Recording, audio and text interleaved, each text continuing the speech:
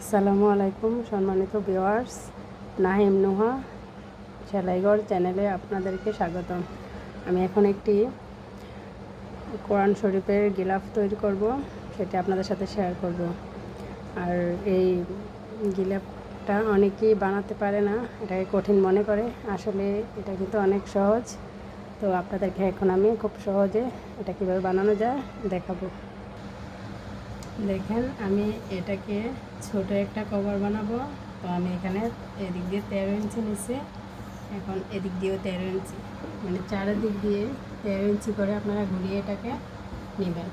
আর যদি আপনারা বড় বানাতে চান, মানে বড় কভার, বড় কোরআন শরীফের কভার, তাহলে আপনারা 17 ইঞ্চি নেবেন। যদি তার চেয়েও বড় বানাতে চান তাহলে 20 ইঞ্চি নেবেন, চারিদিক দিয়ে 20 ইঞ্চি নেবেন।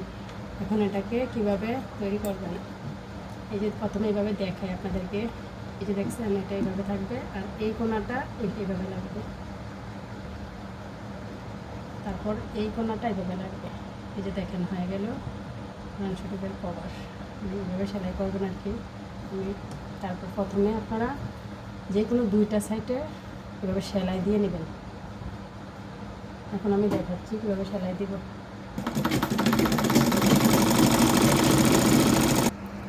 এই যে দেখেন, আমি দুইটা সাইড সেলাই করে নিয়েছি।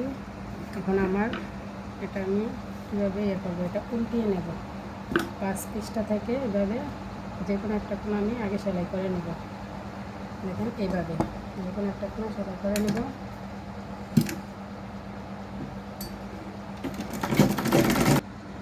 দেখেন, আমি এটাকে একটা পাশ সেলাই দিয়ে নিচ্ছি।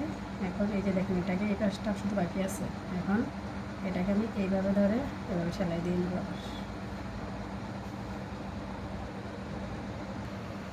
এই যে দেখেন, আমার কভারটি তৈরি হয়ে গেছে। এখন আমি একটা ফিতা তৈরি করে এর সাথে লাগিয়ে দিয়েছি। তো আজকে এই পর্যন্তই।